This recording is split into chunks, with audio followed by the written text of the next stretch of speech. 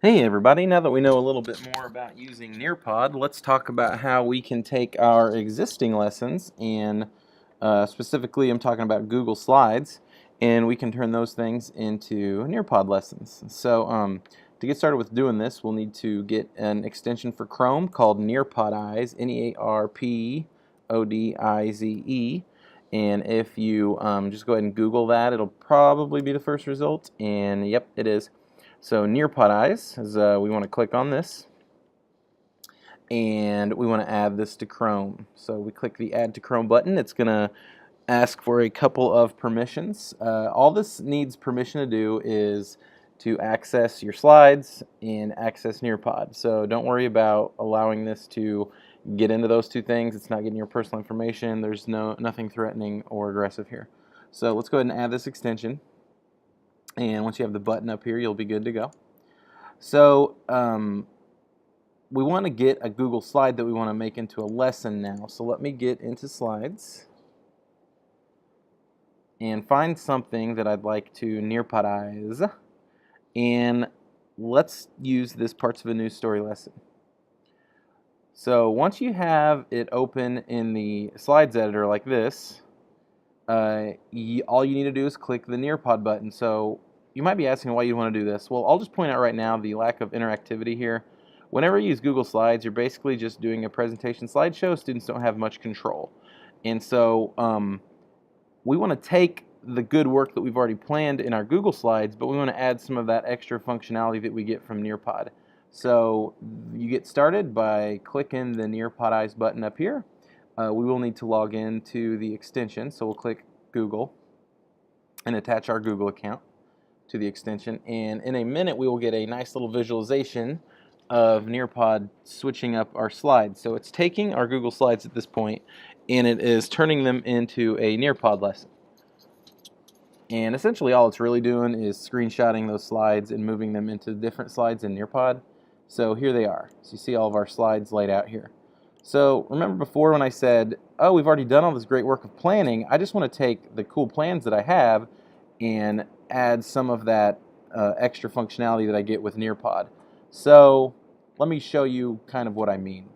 I'll come over here to add a slide and I will go to activity and I want to, let's add an open-ended question, and I'm going to say, what are the characteristics of a good headline? And I'll save that. And so remember before, whenever you run a Nearpod lesson, that you can kind of open up what like to receive input from your students about like the stuff as you're going through the lesson. So on this, and another thing is I moved this over here so it'll happen behind this slide. So let me explain. I'm going to preview this.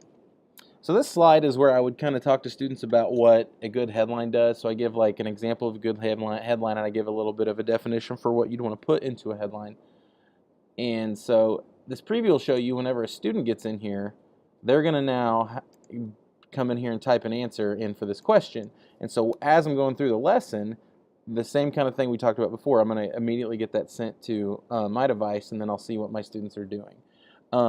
So I'm able to just take my Google slide and add some of these extra functions to it. So you don't have to go and redo everything you've ever done. You can go and take all the work you've already done and just kind of bring it into the 21st century, use these digital tools to advance the process a little bit. I'll show you that one more time. What you want to do is add slide, add activity. This time I'll do a draw it, and I will say sketch the outline of a newspaper cover story, and hit save. So one of the things that we talked about in this lesson is knowing all of the different parts that a cover story would have whenever you're doing it in the news.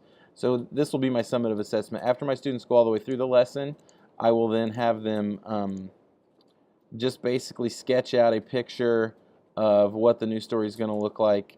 So they'd come in here and they would draw the newspaper and they'd have the headline. Of course, they would put more effort in than I am, but you get the idea. Then they would submit this, and then your lesson would then be done. You'd have like basically an exit ticket or a summative assessment for the lesson that day.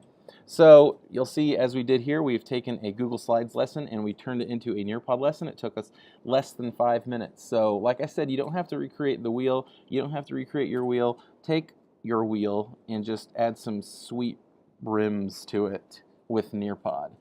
All right, so thanks for watching, and we'll get into sharing this stuff with students and collaborators in our next session.